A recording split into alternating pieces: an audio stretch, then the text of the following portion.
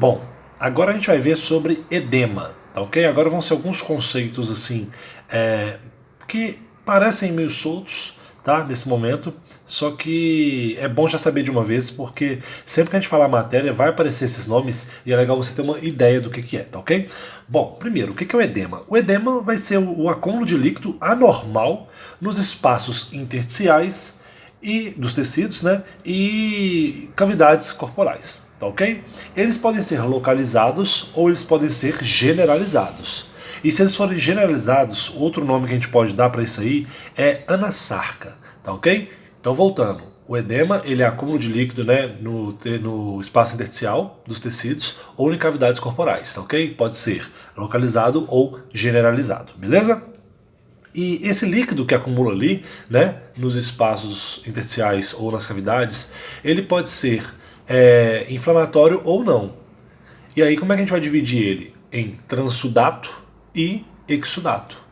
Transsudato vai ser aquele líquido muito rico em proteínas, muito rico em leucocitos, tá ok? O exsudato já é um produto da inflamação, né? Que gera aqueles bactérias, fungos, seja o que for, tá ok?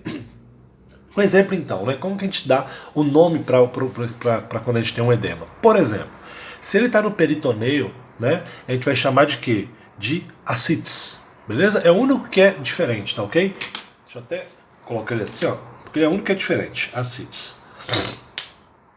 Se a gente tem na pleura, a gente chama de derrame pleural ou de hidrotórax. Tudo que é pleura, a gente vai chamar de tórax, tá? Já percebe isso aí já. Pericárdio, derrame pericárdico ou hidropericárdico. Certinho? E aí, qual que é a patogenia? Porque provavelmente o professor não vai chegar para você e perguntar assim, como que desenvolve, qual que é a causa, né? Ele vai sempre perguntar com os nomes que vocês já conhecem, que é o quê? A epidemiologia, a patogenia, ok? Sempre vai ser nessas ideias, não vai ser o nome certinho, assim, popular, vai ser o nome médico, né? Epidemia, etiologia, patogenia, tá ok? Então qual que é a patogenia? É quando eu tenho um aumento de pressão hidrostática, beleza? E aí se eu tenho um aumento da pressão hidrostática, eu vou filtrar mais, eu vou passar mais ali pelo meu endotélio, chegando ali no meu intertício, tá ok? Se eu diminuir a pressão oncótica do plasma, então se eu tiver uma pressão baixa ali do plasma, o que vai acontecer? Eu vou também estar passando mais líquido do vaso até o intertício. Se eu aumentar a pressão oncótica do intertício, eu também vou passar mais ainda, tá ok? Porque ele vai puxar mais, né? Para poder passar do vaso até o intertício. Se eu aumento a permeabilidade endotelial, tá ok? E obstrução linfática, por exemplo. Aí eu tô até passando do vaso para o intertício. Só que eu não consigo passar do intertício para onde? Para o linfático, que deveria drenar esse líquido, né? E quando eu tenho esse linfático ali obstruído, como é que eu chamo? Linfedema. Beleza? E aí depois a gente vai para o que é hemorragia, né? Bom, o que vai ser a hemorragia? Hemorragia vai ser o extravasamento de sangue hacia o tecido perivascular, tá ok? E quais são os padrões, né? Ou seja, como que eu consigo visualizar essa aí? Pelo menos para a gente poder estudar aqui, vamos pensar sempre do que? Do menor para o maior, tá ok? Então, primeira coisa, né? Qual que é a menor hemorragia que eu posso ter no meu corpo aí? Não necessariamente uma vai seguir a outra não, tá ok? É só uma ideia de estruturar a nossa cabeça, tá? Qual que é a menor que a gente pode visualizar quando é uma hemorragia? Ela chama de petênquima. O que ela vai ser? Vão ser pontos de hemorragia pequenos, ou seja, são aqueles que medem de 1 a 2 milímetros. Depois a gente vai ter a púrpura, que vai ser uma hemorragia, entre aspas, aí, média, tá? Por quê? Porque ela vai ser igual ao petênquima, ou seja, é um ponto de hemorragia, porém, ela é maior que 3 milímetros, tá? E a gente chega até a esquimose, que é o hematoma que a gente já vê, né? Que é o quê? É o acúmulo de sangue subcutâneo, ou seja, também é aquele ponto de hemorragia, porém ele vai medir de 1 a 2 centímetros ou até maior também, tá ok? Se ele já tem de 1 a 2 centímetros, já é o quê? É uma esquimose, e maior também, ele não deixa de ser uma esquimose, tá? Que é o nosso famoso hematoma. Depois a gente vai ter exemplos, né? Quando a gente tem essa hemorragia aí lá dentro do nosso corpo. Aí, como a gente já viu, a gente vai primeiro ver do peritoneio, da pleura e depois do pericárdio. Vamos lá, peritoneio, como é que chama? hemoperitoneu. Da pleura, hemotórax. A gente já viu que pleura sempre é tórax, né? Pericárdio, hemopericárdio. Certinho? Depois a gente entra pro conceito de tromboses. Bom, o que vai ser tromboses? É a coagulação de sangue, então trombo é sempre uma coagulação de sangue. Diferente de êmbolo, tá? Nós vamos ver o que é um êmbolo. Mas trombo é sempre o quê? É a coagulação de sangue dentro do próprio sistema circulatório. Beleza? Como que vai se dar? É por uma tríade que a gente chama de tríade de Virchow. São estados que favorecem. Vai ser os três? Não. Pode ser os três? Pode, tá ok? Mas se eu tenho qualquer um desses três aqui que eu vou falar agora, eles são o quê? Predisposições para que se tenha um coágulo, tá ok? Ou seja, a formação de um trombo. Quais que são eles? O que faz parte da tríade de Virchow? Lesão endotelial, tá ok? Hipercoagulabilidade e alteração no fluxo. Vamos entender isso um pouquinho melhor. Lesão endotelial por quê? Primeiro, é a mais frequente, tá? Ocorre quando teve um processo de coagulação. Por quê? Porque teve a exposição do colágeno subendotelial. É a mais frequente. Por exemplo, você faz uma cirurgia, você cortou ali vários vasos, certo? Isso pode gerar um coágulo, formação de um coágulo. Você cortou, enfim, é muita coisa que quando eu tenho a lesão no vaso, eu tive a exposição ali do colágeno subendotelial, eu vou ter ali a formação de plaquetas, depois a chegada de fibrinas, enfim, para formar um coágulo, certinho? Por isso que ela vai ser a lesão endotelial, vai ser a mais comum. Depois eu vou ter a alteração do fluxo laminar normal. A gente sabe que o fluxo ele é laminar, né? Ele sempre vai em um sentido, certo? E ele é bem mais rápido que no centro. Isso é o fluxo laminar. Só que o que acontece? Fluxos turbulentos, como por exemplo, né, quando tem estancamento, êxtases, né, que é o que? A dificuldade daquele sangue poder retornar, por exemplo, ali, que está na batata da minha perna, falando bem uma linguagem social aí, né? Ele deveria voltar. Ele não tem facilidade para voltar porque às vezes a bomba não está funcionando, porque a musculatura está fraca. O que acontece? Aquele sangue começa a se estancar. É conhecido como êxtases, tá ok? Isso tudo também, né, essa diminuição do fluxo gera o quê? Uma facilidade para poder gerar trombos. Tanto a diminuição quanto a velocidade, tá? Ou seja, aumento ou diminuição de velocidade. Tá? Por quê? Porque ele vai ficar bem mais turbulento. Se ele fica bem mais turbulento ali dentro, ele deixa de ser laminar, ele pode gerar trombos, tá ok? A viscosidade também pode levar a um trombo. Exemplos: aneurisma, leucemia, certinho? Hipercoagulabilidade, também conhecido como trombofilia, tá? É quando um indivíduo tem facilidade para poder coagular, ou seja, tá tudo normal nele, ele não teve lesão, ele não teve alteração desse fluxo, porém ele tem uma sensibilidade maior para poder coagular, tá? Às vezes a ativação dos processos coagulativos dele se dá bem maior do que no indivíduo normal, tá ok? E aí tem que saber que essa facilidade para coagular, ela pode ser primária ou secundária. Qual que é a diferença de uma primária para secundária? Primária, ela é sempre genética. Por exemplo, a gente vai ter o fator 5 ali, né, da cascada de coagulação, que fica mais tempo ativo. Secundária é quando isso é adquirido, tá ok? Ou seja, em consequência sempre de alguma coisa, tá? Por exemplo, estou ficando muito tempo em repouso prolongado, né? Pessoas aí que viajam, por exemplo, lá para o Japão, fica lá 24 horas assentada ali no voo, aquilo ali pode gerar, né, uma coagulação, mas ela tem que ter uma predisposição, uma facilidade para coagulação. No normal não coagula não, tá? Síndrome nefrótica, beleza? Que a gente vai ter muita proteína ou pouca proteína, tem que ver o que está alterando ali, certo? E o trombo ele pode ter aspecto estriado, também conhecido como estrias de Zahn, beleza? Por quê? Porque ele é feito em camadas, né? Eu vou ter sempre ali fibrina, plaquetas, eritrocitos, ou seja, vou sempre formando camadas. São conhecidos como estrias de Zahn. E eu posso classificar esse trombo, né, de acordo com como ele se forma e a sua localização, ou seja, a sua ubicação, beleza? E aí, como que ele se forma? Eu posso chamar ele de mural ou de oclusiva. O que vai ser a mural? Ela vai se formar nas paredes da aorta e da cavidade cardíaca, tá? Oclusiva se dá nas paredes de arteríolas. Perdão.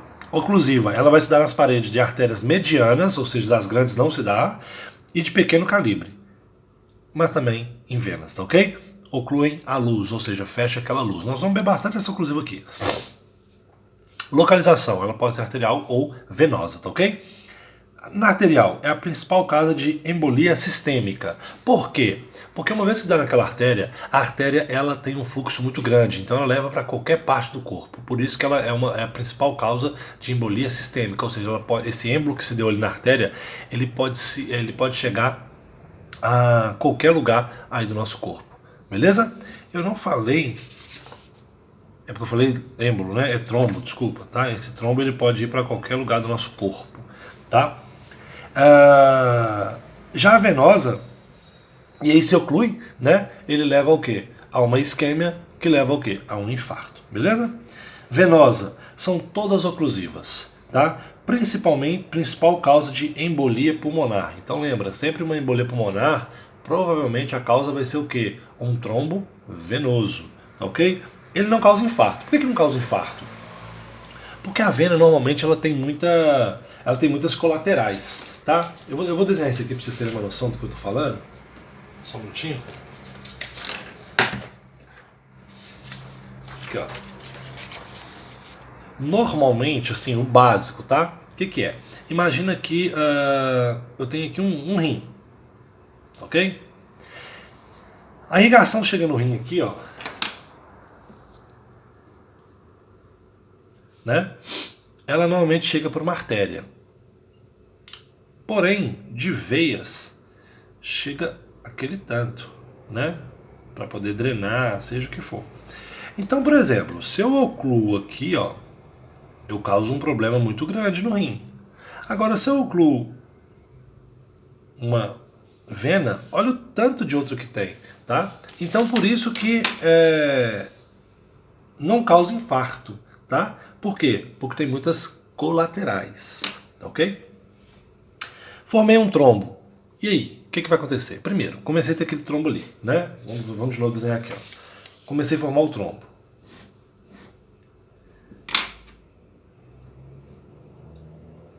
Comecei a formar o trombo. O que ele pode fazer? Primeiro, ele pode continuar crescendo e obstruir esse vaso. Ele pode continuar crescendo e obstruir esse vaso.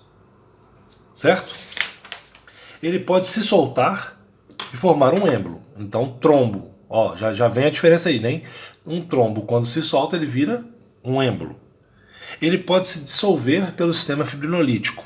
Normal, como qualquer coágulo, né? É o sistema fibrinolítico que tem que atuar para poder dissolver em partículas menores, macrófagos vão lá e degrada tudo aquilo. Ou eles podem se organizar e recanalizar. Vou explicar isso aqui também, o que é esse organizar e recanalizar, ok? Vamos lá. Organização. Ele se fibrosa, fica mais duro, e ele vai ficar na parede do vaso, obstruindo parcialmente. Ou seja, é quando ele não chega a obstruir por completo, certo? Ele vai fibrosar e vai ficar quietinho aqui no canto dele. É ruim para o fluxo? É, diminui o fluxo, mas eu consigo manter um fluxo. Vamos supor aqui que eu mantive aqui 60% do fluxo ainda, tá? E recanalização só se dá em venas, tá ok? E ele faz o quê? Restabelece parcialmente o fluxo. Agora vamos colocar a visão de frente, né, do vaso. Eu tenho um vaso assim. Aí o que aconteceu? Eu ocluí.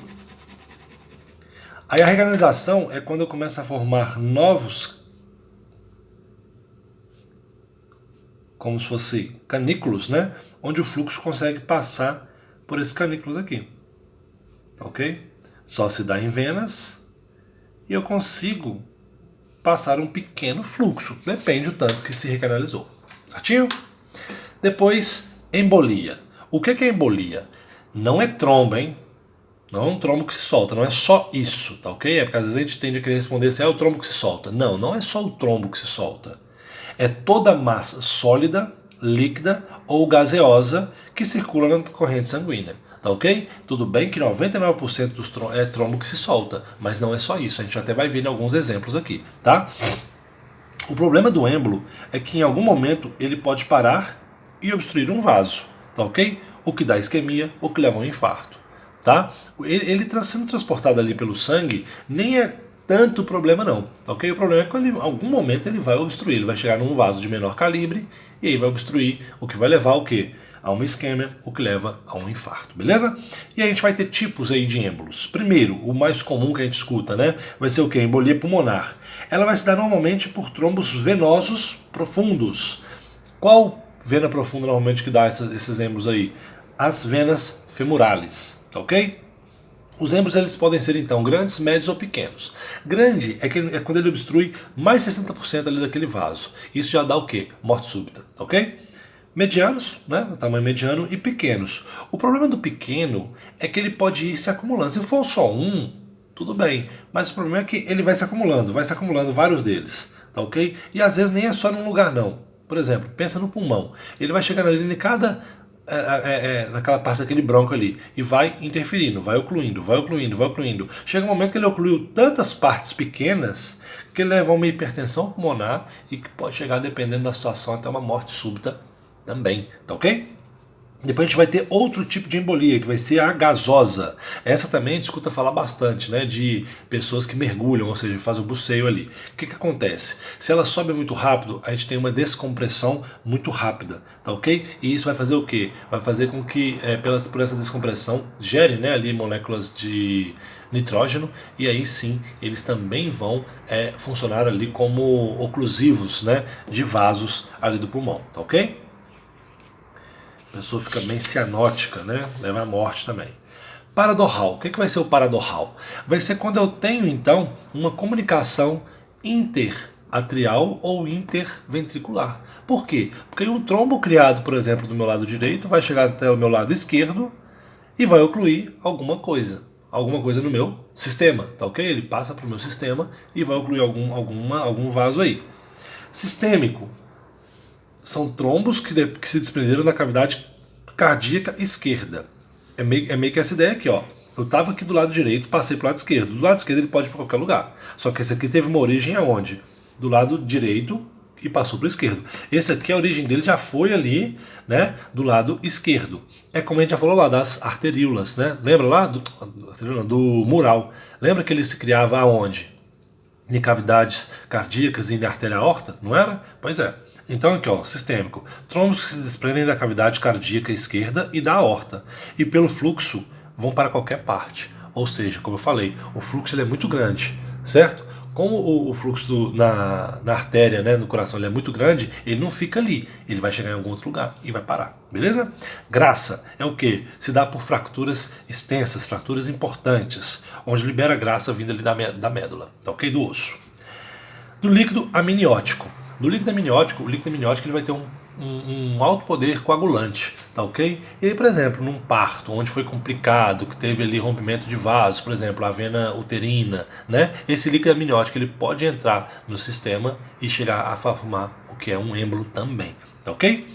Depois a gente vai ter infarto, que a gente sempre vem falando, né?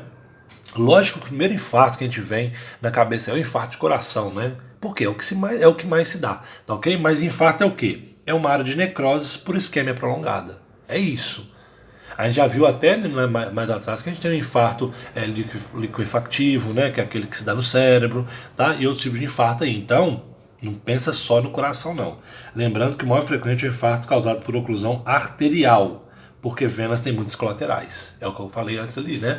Como as venas têm muitas colaterais, parar um pouquinho ali não tem muito problema não. Agora numa artéria já oclui e já vai dar o quê? Necrose por isquemia. Ele pode ser dividido segundo a sua cor. Ele pode ser branco ou ele pode ser vermelho, né? Rojo, tá ok? E aí o branco é o quê?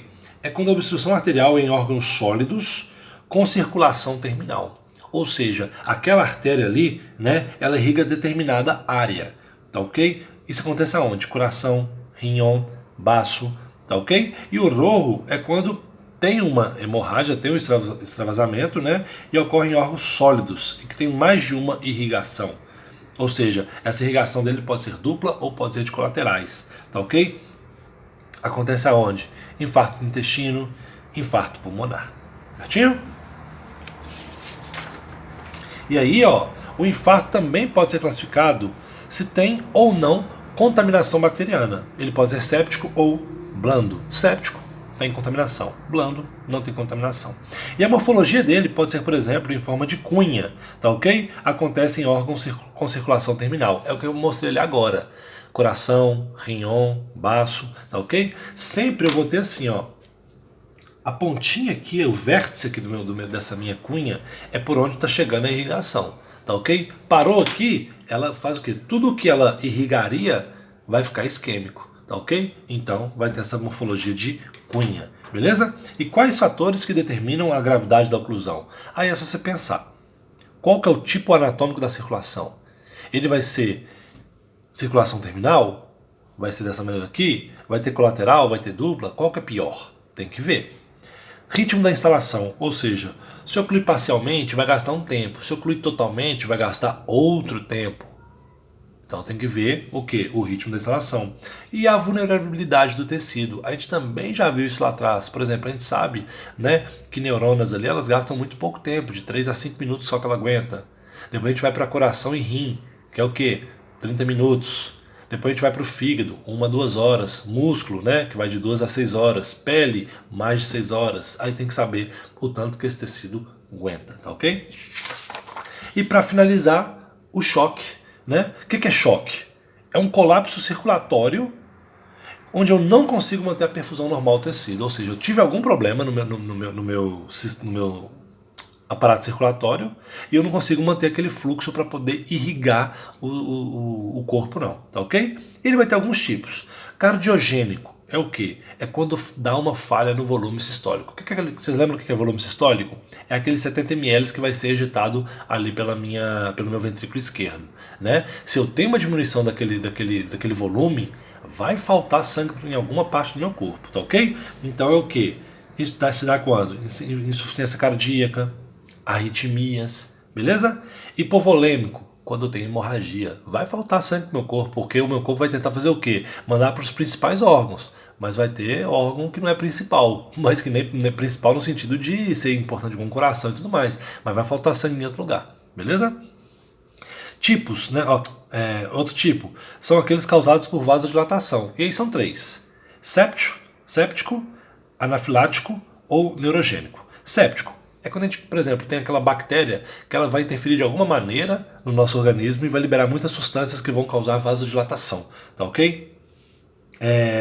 Anafilático, quando eu tenho muita histamina sendo liberada. E neurogênico é por algum motivo eu perco, né, aquele meu controle vasomotor, de vasocontrair e vasodilatar quando é necessário, tá ok? Então, por exemplo, uma lesão de medula espinhal. Então eu sempre vou estar o quê? Com vasodilatação. E se eu estou com vasodilatação, galera, o sangue praticamente ele para de correr. Por quê? Porque a vasoconstrição que dá umas empurradas nele, né? Aumenta o fluxo. Se eu vasodilato demais, aquele sangue ele já perde aquela potência que ele tinha de poder ir para frente. Isso vai fazer ele ficar estagnado, né? Ou seja, vai diminuir o quê? A perfusão normal dos tecidos, tá ok? E o choque ele vai ter A primeira fase é a fase não progressiva. Essa aqui, pelo antidiurético, pela aldosterona, eu tento corrigir.